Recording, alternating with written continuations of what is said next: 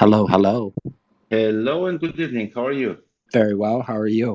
Uh, I'm great. We had a crazy sandstorm throughout the day.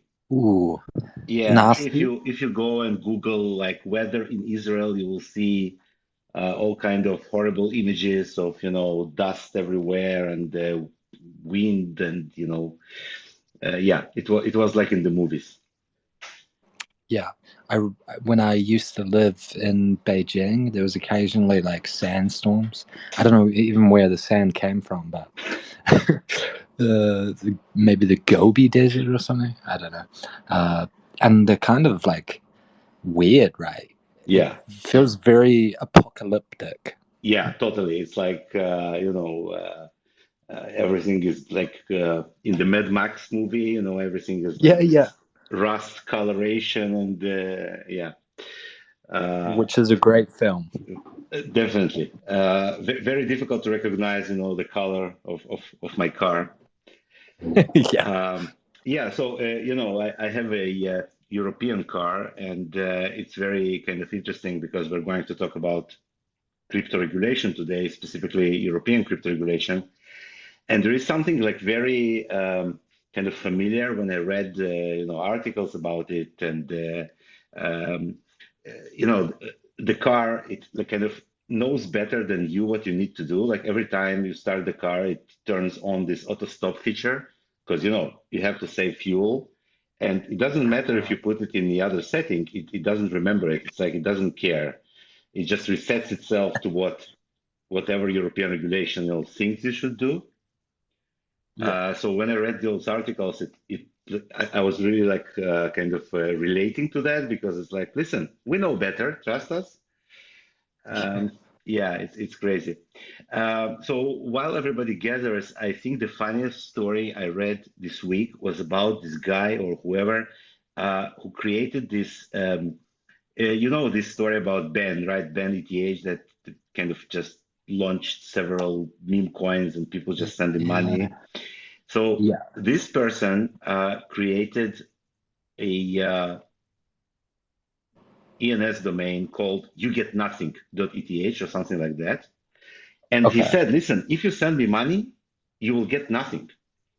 You will, Yeah. like, it's not like I'm promising you anything. No, no, I promise you that you will get absolutely nothing in return. And once again, I'm not sure whether this story is true or not, but let's say I tend to believe it. But the rumor is that people send him over $1 million. Ay, ay, ay, ay, ay. We've reached levels of speculation that have far surpassed my deepest concern. Yeah, so it was positioned like kind of this art project, like, but I mean, yeah, that like if that did happen, first I would not be surprised, unfortunately, Yeah. and second, it's absolutely crazy. Yeah. I mean, definitely not surprised. I I'm glad I didn't see it. I might have sent some myself. Yeah, I mean, I don't know. Um, so uh, Today we're going to talk about several things, and it all started with this kind of piece of news that I think it appeared in CoinDesk. I didn't see an official announcement, but the news was that Binance is delisting a bunch of privacy coins in several European countries. I think it was like Italy was mentioned, Poland, and a couple of others. I don't exactly remember which. And Okay. it has to do with this newly passed piece of regulation that's called MiCA. One more time. What was the name? MiCA, M-I-C-A. MICA. Yeah. Okay. Um, and there is a lot of information about it. Like if you uh, Google it, and there are great videos that and articles that explain like what's the meaning and like what they're trying to do. And obviously, before we talk about anything, I just want to say that first of all, none of what I say is either legal or financial advice because I don't really know anything. And also, everything I say is my personal opinion because it's a delicate subject. Usually what I say is my opinion, but this time I want to officially state that it's all it's all mine, and I don't know shit, but still. So the idea is that it's the first kind of really kind of specific regulation for cryptocurrencies. And Okay. obviously, just like everything in the European Union, there is like this kind of framework, and then each country, I believe, is deciding how exactly to implement that and which parts of it. But this is the framework that was agreed upon. And as a result, for some reason, even though there was no, I think, specific kind of requirement to delist any privacy coins, but that's what Binance decided to do. And that was the kind of the news that appeared on CoinDesk. And it includes a long list of privacy projects, small ones, big ones, basically all privacy coins that are listed on Binance in those specific countries. So few things happened after that. First of all, for some reason, this news also mentioned Beam, which, as you know, was delisted from Binance a while ago in a very kind of, let's say, abrupt manner, without any prior notice. Yeah. Uh, And mysterious manner as well. Absolutely. Yeah, no explanation was given whatsoever. And it's annoying because, like, I mean, God damn it, like they already delisted us. Like, do you have to mention like Beam again? Like, oh, if anyway, yeah, it was annoying. Like, either do your own research or do something. Like, don't. Yeah, and I couldn't find an official announcement because in the community there was this absolutely correct kind of frustration with this move, and they said let's talk to Binance and let's say like what are you doing? But I couldn't find an official announcement from Binance, so it was like a news article from CoinDesk, and uh, talking to CoinDesk is absolutely unproductive. So yeah, but that's what happened. And also, then there was this kind of interesting series of responses from all kinds of privacy projects that were announced to be delisted. Uh, Mm.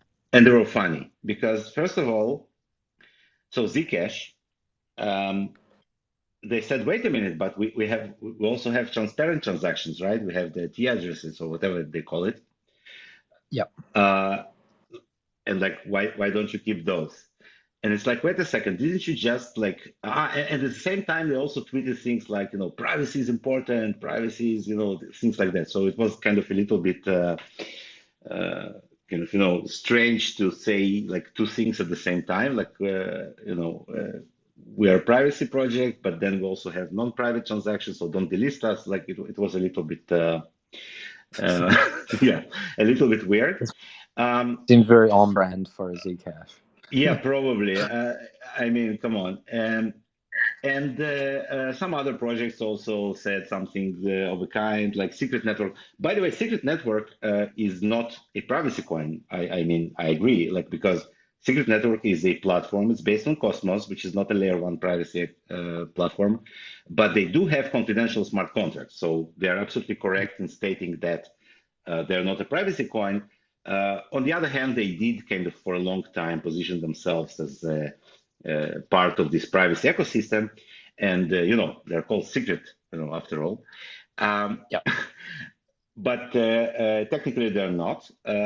Also, interestingly enough, Litecoin, which, as you remember, have recently added Mimblewimble extension blocks, uh, they're not True. like, I mean, technically, what's the difference between Litecoin and Zcash these days? They both have private transactions, they both have open transactions, and like the formulation was something like privacy enhanced cryptocurrency. So it was very vague and broad. Like, I mean, Yeah. yeah, but obviously Litecoin is a big project with a lot of traffic. So they will not be the first one to get delisted, obviously. But yeah, like technically, if you delist, let's say Zcash, and you don't delist Litecoin, it's a little bit hypocritical to say the least. Yeah. Yeah, so And then basically this started this discussion in the community and questions about regulation and auditability and what this means, like in the context of BEAM and in general. And this is like what we would like to discuss today. Yeah, so that's our main topic, and I think unless there are any other kind of fun news, we can get started. Let's crack in. That I think is an interesting topic that we can discuss for many a space as well, especially given like at the moment how fluid the regulatory landscape is. Absolutely. So let's start with a little bit of kind of history. So back in 2019, when Beam was still a company and it still had money, we were like very aware of this aspect of kind of, what being a privacy coin means. So in order to understand better this regulatory kind of framework or whatever that like, could have been affecting this project, we went to one of these big four companies, these crazy large accounting firms like Ernst and Young and Pricewaterhouse Coopers and Deloitte and like some others. And we went to one of them Yeah, and we sat down with them, with their compliance department, and we said, okay, so we are going to be a privacy coin. Like, what is the requirement? Like, what do we need to implement if potentially we want to be compliant? Like, what should be done or built? yeah, Um, and back in that day, first of all, there was like in 2019, if you remember, there was like a lot of rumors about privacy coins being delisted. Like first there was in Japan, and then there was this kind of concern that is going to spread. It took 4 years for that to happen. Like it didn't happen immediately, but now we're back in this kind of situation. But back then it was very kind of, uh, you know, uh, thing that was happening, and we wanted to be ahead of it. So. Uh, And then we kind of got some additional explanations, and like I really learned about this kind of world of compliance and how it works. And what we figured out back then is that there are two kind of axes to this kind of compliance world. So there is a vertical axis, so to speak, which is about you, right? What you are doing, right? What your wallet is doing. For example, when you go to your accountant, if you're a business and you bring, all of your income and receipts, and then, they subtract one from the other and they calculate all kinds of accountant things that, basically determine which of your expenses are tax deductible, not tax deductible. And then as a result, you pay taxes, and that's how this process works. And each business has this responsibility of bringing all of the receipts and all of the income. That's why you have this accounting software that counts everything. And it's all about you, right? mm, So this is kind of the one aspect of compliance. And in this aspect, it's actually pretty easy because let's say you have a wallet, right? Like it doesn't matter if you're a privacy coin or not, like you can say, okay, this is my wallet. These are all the transactions that are received. These are all the transactions that I spent. Here I can prove very easily that that's exactly what I did, whether it's transparent or not. In Beam, for example, we have this feature called uh, transaction proof that like if somebody says, like you send somebody some funds in Beam, and then he says, "Oh, listen, I never received it, right?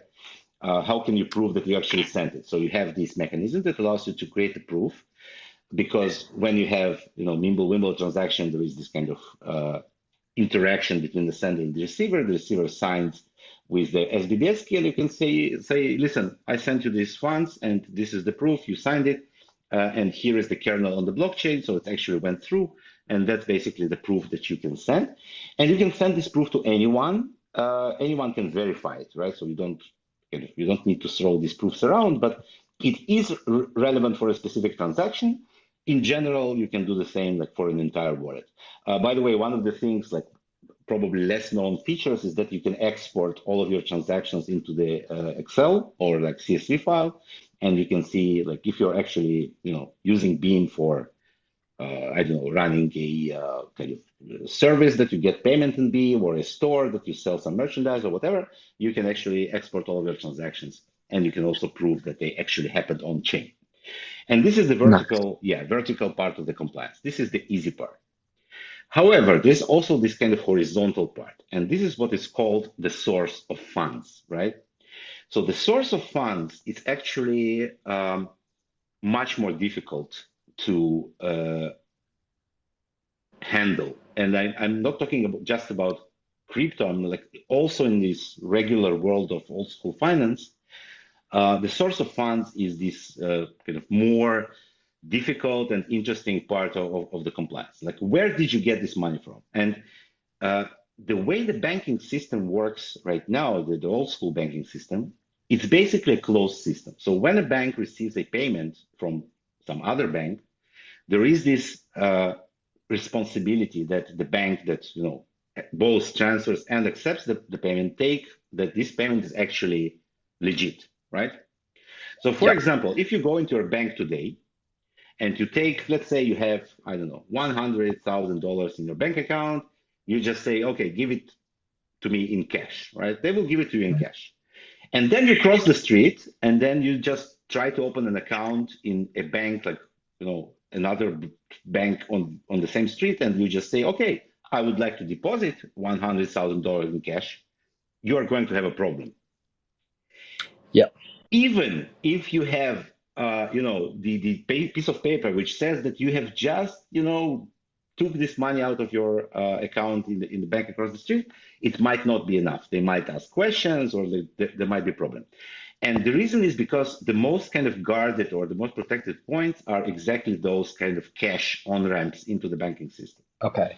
That makes sense. So the way the regulation works is that each bank is regulated, each bank is responsible, and the money only goes through this banking system. And obviously, credit cards, all of that is part of the banking system.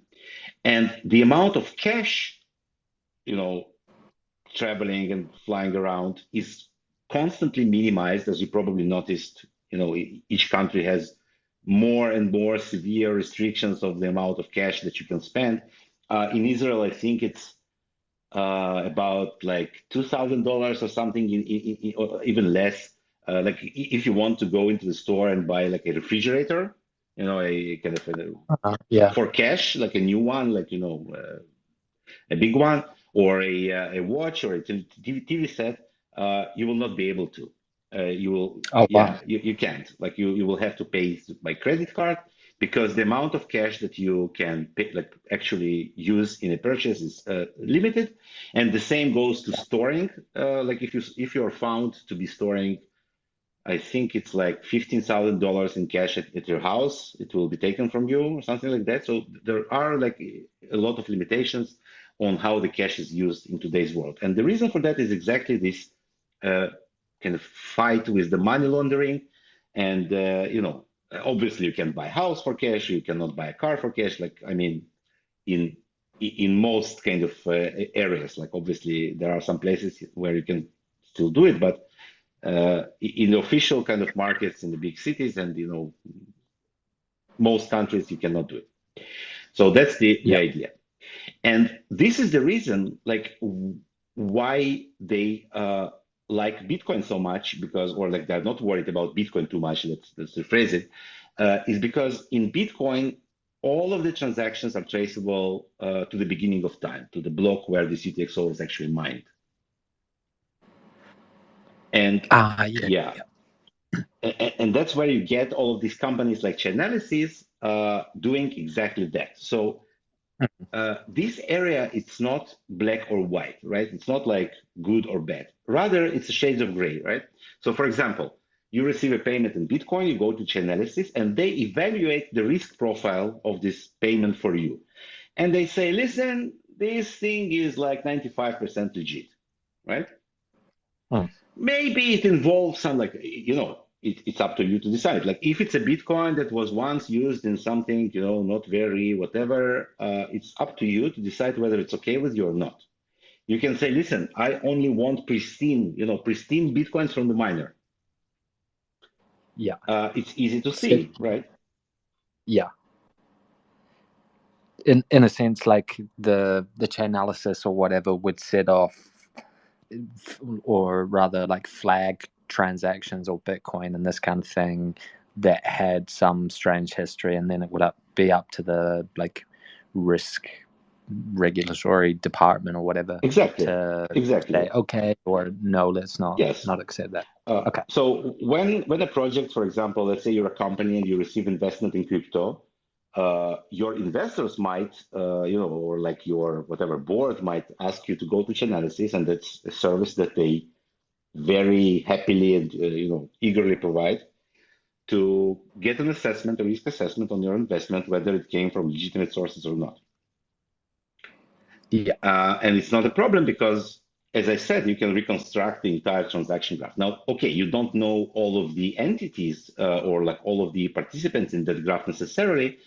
However, there are two things that really help, this investigation to be very effective. First of all, is that the more you use centralized exchanges or any other service that requires your what's called KYC, like know your customer, this is the reason why you send some documents or photos of your passport or whatever, and maybe your photo holding fingers in various strange ways. Like all of these things are basically to tie your real identity to the account. And then whenever you are doing a transaction with that exchange, it's actually connected to your real identity, and then it can be used to identify who is doing what. And then you also have things like black markets and all kinds of shady portals and whatever, where they also collect all of the addresses that ever get mentioned there. And then they say, okay, so any Bitcoin that ever touched that address from that list is marked as black or gray or whatever. Yeah. And then you have the proximity. So if it's like, coming from a wallet that constantly makes, I don't know, 80% of the transactions are going to those black markets, probably it's not a very good wallet, and we will also mark it as, gray, and that's how it works. Yeah. And this is the source of funds. Now, when we are talking about Beam, which is a completely confidential by default cryptocurrency, obviously, like maybe who sent you the funds, but you can't necessarily prove their identity, and obviously you don't have any ability to trace where those funds came from to that person. Yeah. And this is where it all came to this kind of situation where we said, okay, so what can we do? And back in 2019, the consensus was that you need to be as transparent as Bitcoin in order to be even considered, potentially regulatable. Yeah. And obviously, we didn't want to do that, and we didn't have like an option to do that. So what can you do? Like, I mean, what are the options like in general that let's say you do want this, you do want to be as transparent but not for everyone, like Bitcoin, you're transparent for anyone. But let's say you do want to be transparent to some people, let's call them auditors. You want to be able to come to your accountant who is officially certified Beam auditor. There is no such thing, unfortunately, but let's say there was. And you say, listen, I will give you this information and you will be able to audit my transactions. So this is when this idea of viewer key or auditor key, or as we called it, owner key, that's where it came back to have meaning in this compliance scenario. So what's a viewer key in Beam context? So viewer key is something that you have in many private cryptos. In Monero you have it, and it's a key that has only read-only access to your wallet. You can see what's going on in the UTXOs, but you cannot spend those UTXOs, right? Yeah. So this is the idea. Now, in Beam, since like each UTXO has a completely unique blinding factor, the viewer key is actually added as a kind of additional information, which is encoded inside UTXO. It's not visible to anyone outside your wallet. Like you can only either give this key to somebody knowingly or like use it yourself, but otherwise this information is not like you cannot deduce anyone's viewer key from their transactions. But the viewer key is useful to kind of track your UTXOs, see for the Beam node, it makes it easier to recognize your UTXOs when the blockchain is being scanned during the restore process, for example, and then you can see like what you're holding. However, and this is different between Beam and most other cryptocurrencies, you cannot see the transactions. So you can see the current state. Let's say you restore from scratch, right, from your seed. You can see what your holdings are now, but the transaction history is not saved anywhere.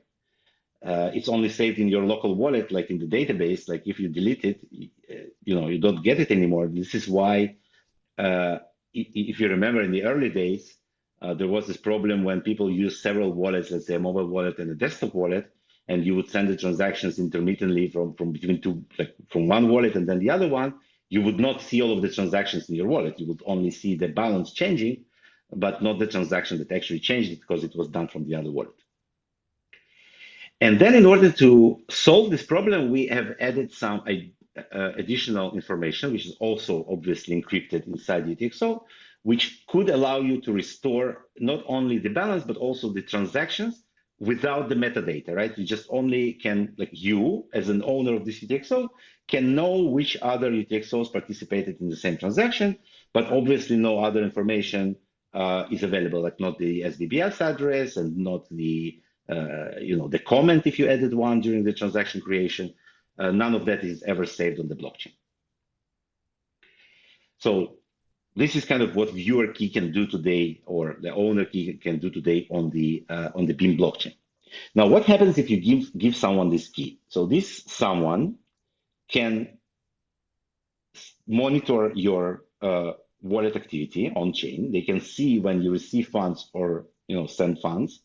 Basically, they just see UTXOs being spent or like appear in your name. They cannot see who you are interacting with still, so you still need to provide this information on faith. Unlike, let's say, Bitcoin or like most other crypto, where having this like monitoring an address is enough to understand not just the current balance, but also the transactions that led to this balance, which is why when we listed on several exchanges, we needed to provide an additional mechanism. We called it the mirror wallet because no exchange wants their main wallet to be exposed, but they still want to be able to monitor the balance and make sure that it's correct using the other wallet. So we provided, and it's still in our repository somewhere, this complicated mechanism that would actually kind of broadcast all of the transaction info to another wallet and then like kind of allow to monitor the situation. Now, is it enough for an auditor to know that? No, obviously it's not enough. And it's not definitely not enough to resolve the source of funds question. Now, this is kind of the current situation. However, we said, okay, let's do the following. Let's build some additional support for auditability features into the blockchain. And when it is needed, we can also expose it in the wallets. That moment never came, spoiler alert. But it is possible to encode additional information if you want to into your UTXOs, if you really need it. And what kind of information are we talking about? So first of all, because the Mimblewimble is an interactive protocol, which is or was considered a major disadvantage, especially at the beginning, that you needed both the sender and the receiver to sign. When we're talking about auditability, it's actually a big plus because you explicitly kind of say, okay, the receiver is signing, like they know what they're receiving and from whom. Unlike Bitcoin, for example, when you can just sit around and you suddenly receive some payment from somebody, and you said, I don't know this person, I don't know where it came from. Like somebody just dropped it to my address. And then, like, I mean, how are you going to explain that if you want to be audited, like where it came from? So yeah, obviously, it rarely happens that people accidentally send funds, but it does happen. And if these funds happen to be stolen or whatever. And by the way, there was this story about the Tornado Cash when the Tornado Cash was kind of taken down because of the OFAC regulation. There was a story that like if you would send like a little bit of Ethereum or whatever that was kind of laundered, allegedly through the Tornado Cash to every, person out there, like what would happen? Like everybody would be tainted, and like what it was this kind of talk back then. So yeah, like you can receive funds in Ethereum without knowing where it came from and without your consent. In Mimblewimble, you do have to sign it. And this also allows you, when you're creating a transaction, to have any additional uh, conditions or documentation that you want to attach. And you can say, listen, in order to send me funds, you need to sign like this document. Or in this specific transaction, it's apropos this, agreement between us, and the signature and the hash of this agreement is also included in the transaction. So there is a lot of freedom and flexibility of what you can, like which additional information you can add to the transaction in order to make it more auditable in the future. And once again, this information is only visible to you and your counterparty in this transaction, and you can, if you wish, expose it later at some stage to someone, right? So this is kind of a very interesting possibility. And this like sorry, I should have jumped in just before when you mentioned, without kind of diverting the conversation too much, when you mentioned like encoding certain UTXO information in your transactions or encoding it Yeah. into the UTXOs, is this kind of, not to divert, but is this kind of similar to what's happening on Bitcoin at the moment with their, I forget what they're called, like the Yes. ordinals and okay, Yes. The difference is that, so first of all, in Beam, this was from the beginning. It was not something added later. And it's actually an interesting part of the original protocol. Uh, those, famous kernels, transaction kernels, like if you are like have read about Mimblewimble, you have the inputs, the outputs, and the kernels. And these yeah, kernels, they have two very important properties. First of all, they are signed by all the parties in the transaction, and also they remain in the blockchain forever. While inputs and outputs can be, as you know, in this kind of unique feature of Mimblewimble, can be omitted later and cancel themselves out, and you don't need to store all of them in order to validate the blockchain. The kernels actually always remain in the blockchain. And we at Beam, we have used these kernels to do many different things. So for example, atomic swaps, which is basically using kind of HTLC or similar mechanisms, right? Hash and time lock mechanisms, which require relative locks, they use the kernels.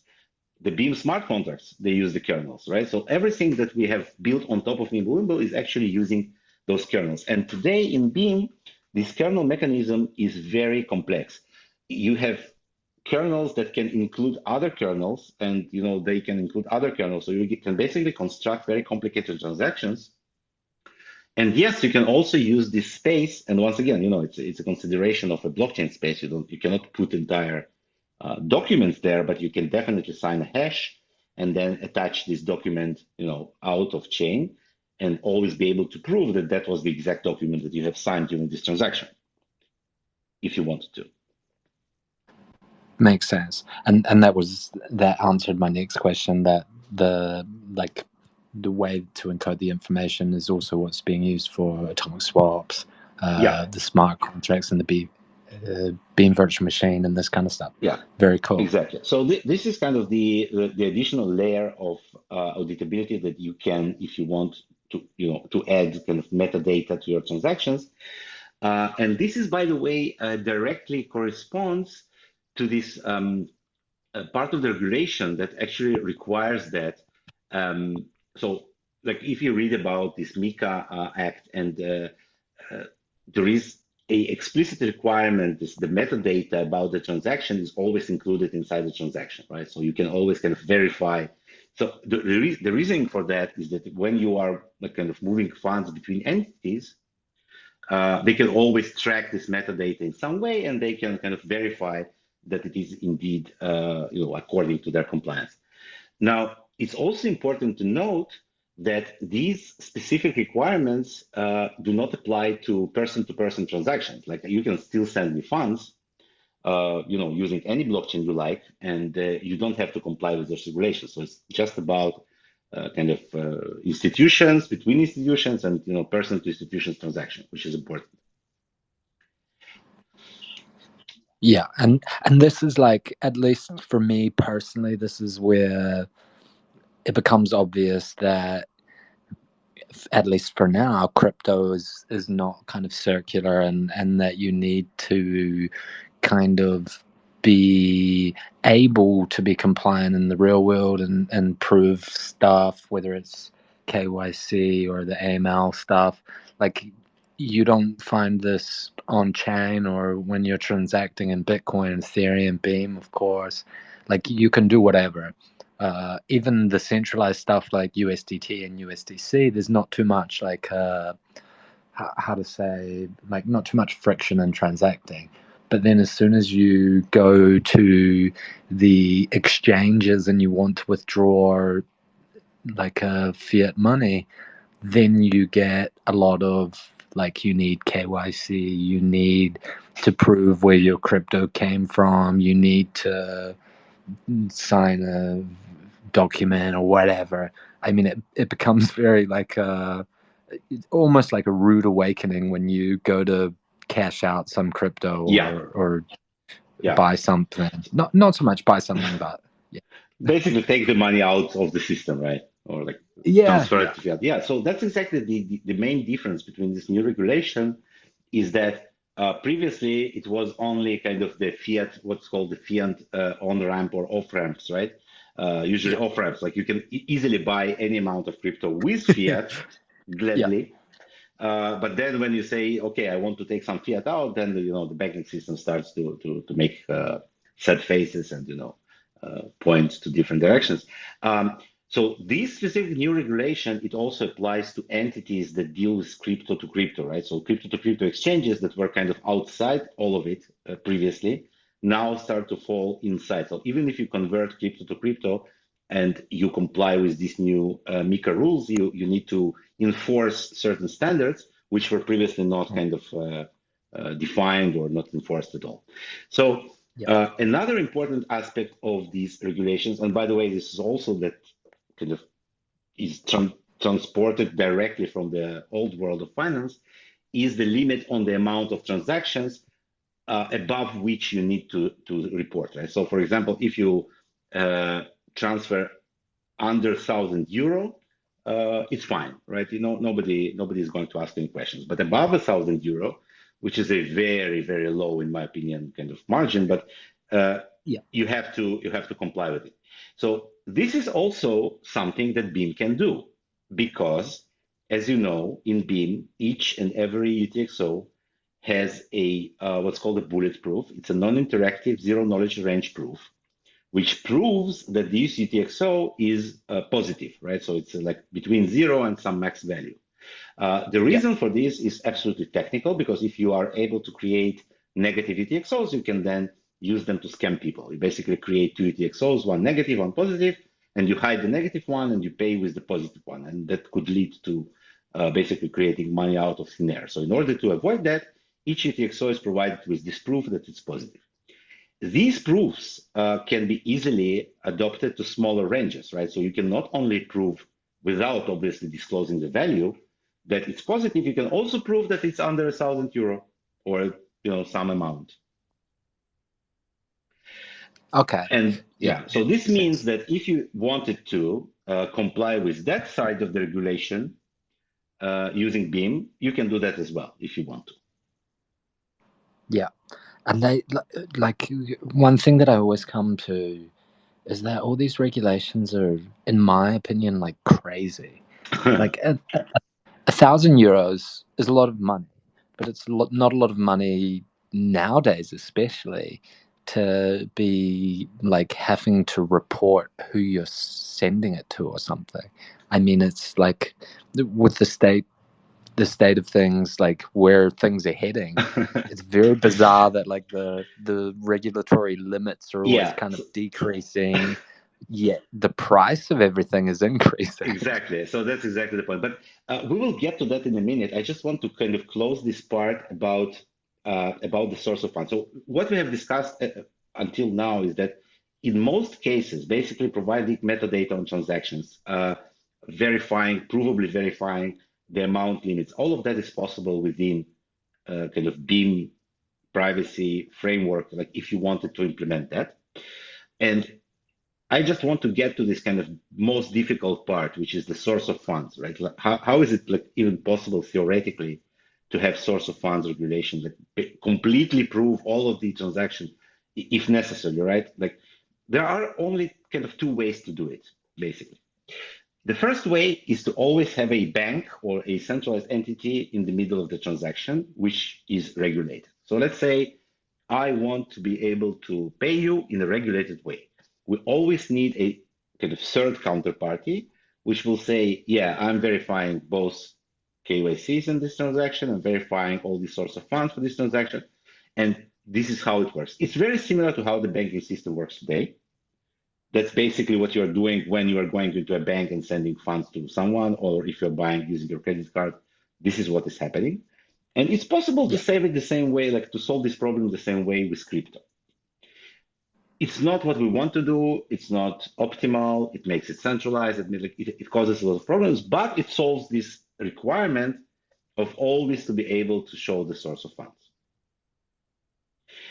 There is additional way, which is very like not impractical, and I'm not going to talk about it too much, of kind of trying to include more and more metadata on each transaction, where it came from. So it's similar to a recursive proof, right?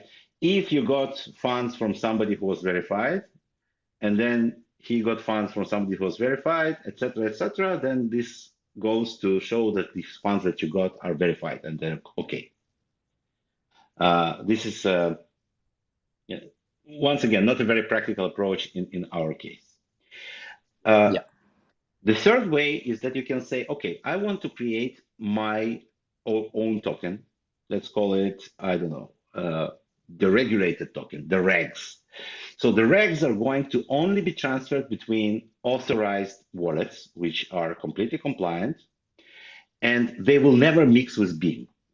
Like they will never mix actually with not just Beam, with any confidential asset. They will be issued like a CBDC basically. They will be issued by some entity. They will travel on top of these completely private network. But in order to use them, you will always have to be KYC with the entity that allows to use it. It's possible. You can do it today, actually. You can create a smart contract that issues a new asset and then provide very strict requirements from each wallet that trades those assets. So it's virtual layer of privacy on top of an existing Beam privacy network. The, okay, yeah, the problem with this approach is that uh, you need to kind of be very careful never to mix it with anything, because otherwise this entire system will be broken. You cannot allow any other assets into the system. It creates this closed garden, very similar to what you have or what the banks are trying to do today. But it's limiting your scope. It's limiting some things that you can do. That's it, right? Those are the two like only ways. There is never going to be a framework that will allow you to say, oh, these beam are actually clean, like in terms of they never touched anything, anyone. You cannot prove that. The only thing you can prove about Beam is that when you get Beam directly from the miner, you can show that it arrives from the miner because the uh, emission in the block is visible, obviously. So the new beams that are added in as a block reward, you can say, oh, this is the new UTXO that was just added by the miner, and now I have it, and that's it. Any next step after that, you can no longer prove anything, which is the whole purpose of Beam being a privacy coin. But in terms of regulation, this is where it ends. yeah. This makes sense. I remember, slightly off topic. I remember a long time ago someone talking about miners and how like miners were the original mixers, Mm. and I guess they would be buying miners with Bitcoin and then getting like freshly mined Bitcoin via the miners. Uh, yeah, I mean, it's possible, but once again, in Beam, miners are holding the purest and the cleanest newly born Beam. Yeah, Yeah, so but once again, it's a very specific case. So this is what technically is possible. In general, almost any kind of compliance or regulation, almost any kind, is possible to implement on top of Beam.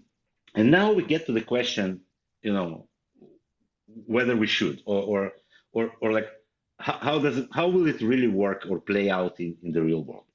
So back in the day when uh, Beam just started, there was a decision that we're going to take the Monero approach.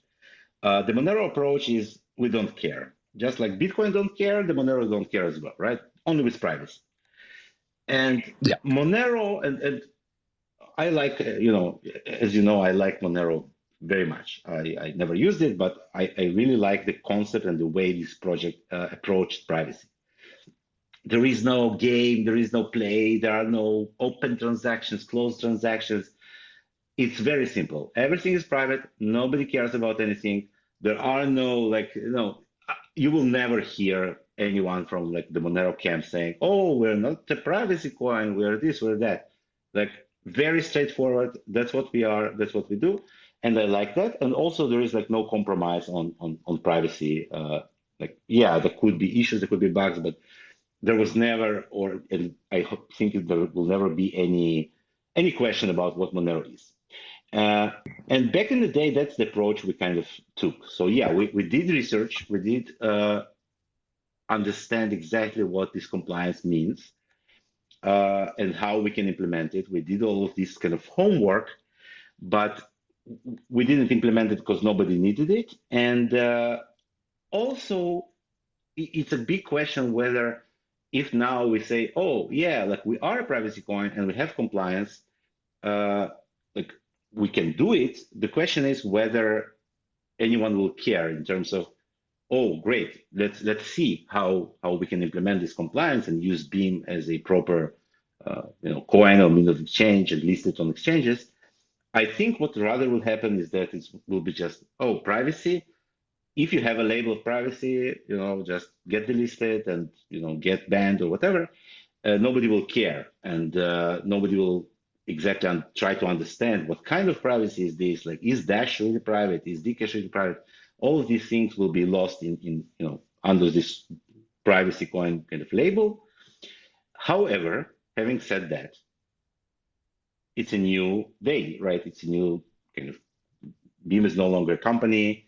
It's a project governed by a DAO. So if we want to, we can decide that, yeah, we do want to go this way. We do want to implement these compliance features. It's possible. Like, you know, nothing is stopping us. What I'm saying is that the infrastructure is there. There are a lot of interesting things that can be done in this department. Um, yeah, so we can discuss. The discussion is always open. We can talk about it. We can vote on it. We can do whatever we like, make the decisions together. In terms of the possibilities are really, there because, as I said, Nimblewimble, very interesting protocol, has a lot of options, things that not necessarily are present in most other cryptocurrencies. Yeah, so it's an open discussion, and obviously the regulation is also work in progress. We will see where it lands kind of in terms of practical implementation. So yeah, there is a framework, but after the framework, there are also a lot of open questions. For example, there was this really interesting, um, yeah. So for example, there is a requirement that everybody should understand exactly what they're buying. I'm quoting here, right? In order to ensure consumer protection, prospective purchasers of crypto assets should be informed about the characteristics, functions, and risks of crypto assets they intend to purchase. It's a direct quote from the paragraph 14 from this MiCA Act.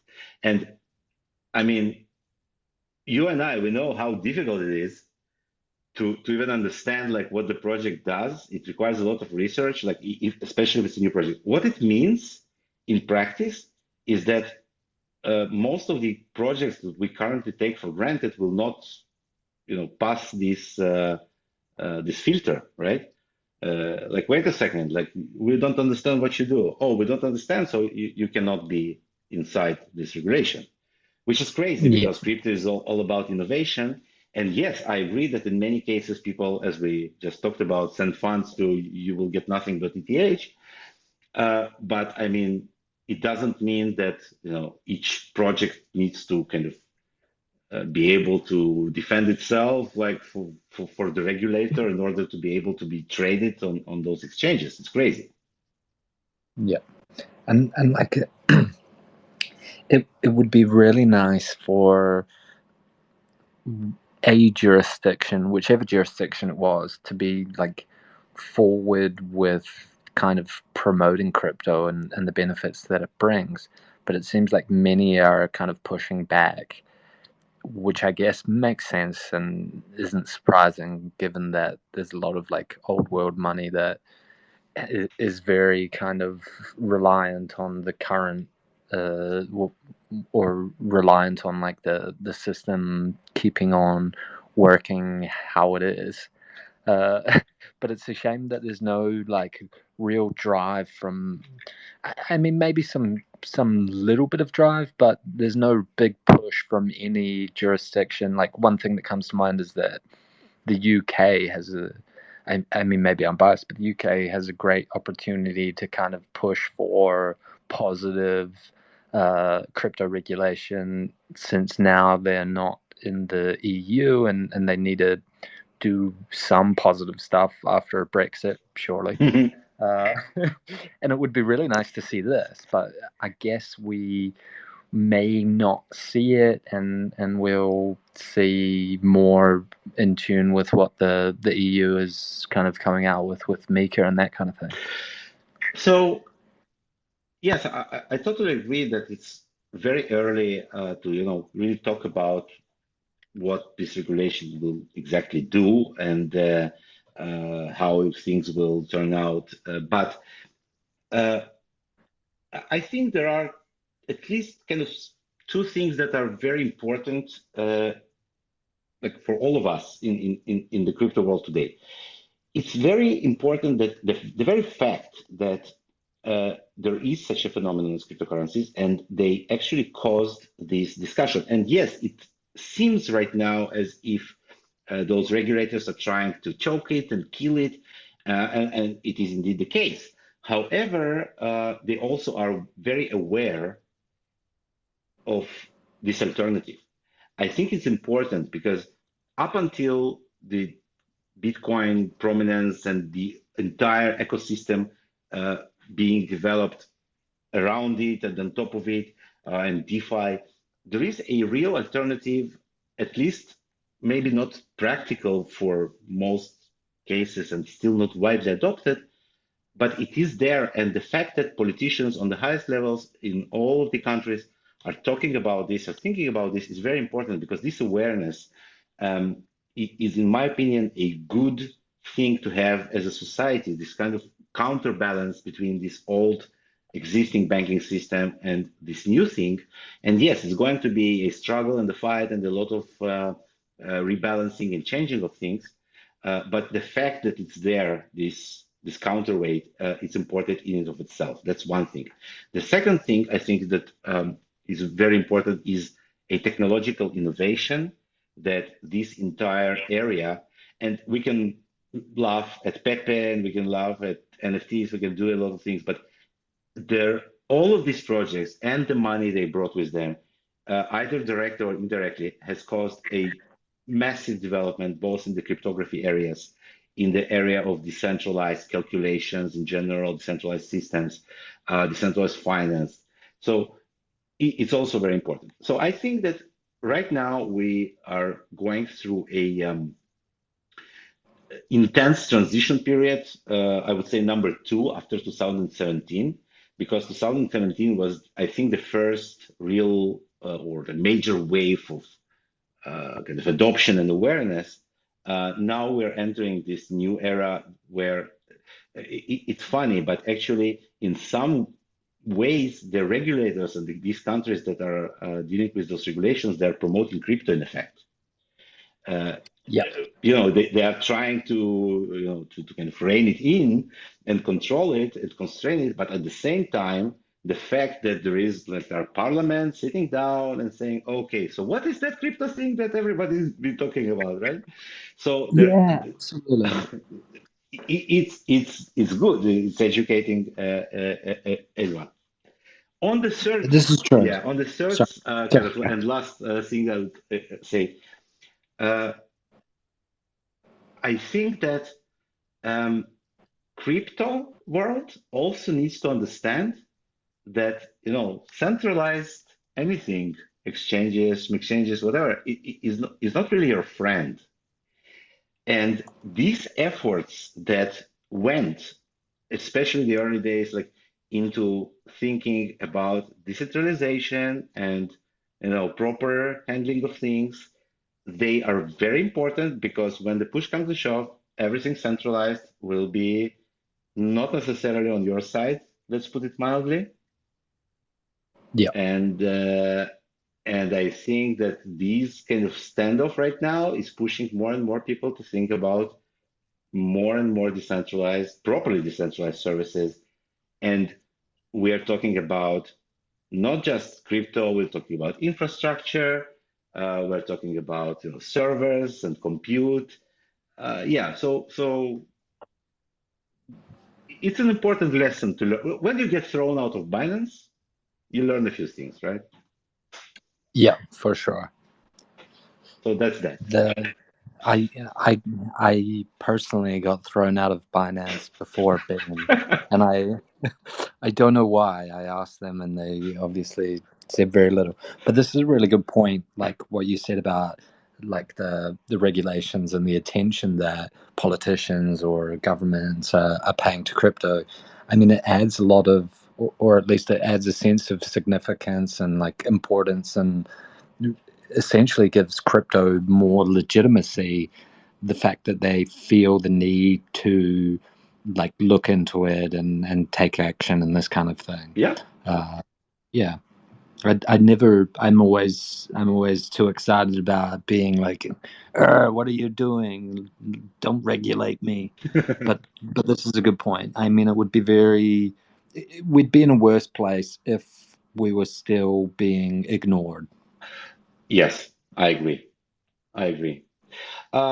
So yeah, I just noticed what the hour is. Unbelievable how time flies. So just a couple of updates to sum this up. Uh, First of all, it's a very important topic. It's a topic that, in my opinion, needs continuation and discussion in the community and maybe some decision making, because, as I said, options are open and we are free to choose. Um, the web wallet has been submitted today to the Chrome Web Store, and once it is approved, a new version of the web wallet will be available. The DEX should already be fine at dex.beam.mw, and other applications are being updated as we speak. The mobile wallet is also ready and will be like submitted very soon. It's in the final testing phases, and more importantly, even the bridges from Beam to Ethereum, which will allow you to move Beam to Ethereum and trade it as an ERC20 token, have been developed. They're currently in testing, and we hope to have them on the testnet next week. And then, if everything is okay, we can also launch those. Yeah, so things are moving forward for sure. We all want faster and better, but I think it's nice. Wicked, excited, and also I think that this is a good point. Unseen Shadow King in the chat said DAO is such a huge thing, and I kind of I feel that as well. Like having a decentralized autonomous organization governing like the DeFi protocols on Beam and in general for crypto. I think that this is a very cool thing Absolutely. that will definitely evolve, like in Beam's case and also in the greater crypto space, will continue to evolve and become even more important and special than it is like in its current iterations. Yeah. Let's make something happen, before the regulation comes to the doors as well. True. Alex, as always, it's been an absolute pleasure. Yeah. Uh, Thank you very much. like this topic is very interesting, and there's so much that we can talk about on it. I think it's very cool, like Beam's stance, and also like the what the technology enables us to do with it, and also not do with it. Absolutely. Absolutely. The technology is there, and now it's up to us to decide how to use it. Absolutely. Yeah. Thank you very Wicked. much. It's been great. Thanks, everyone. Thank you so much. Yeah. See you next week. See you guys. Bye bye. Bye.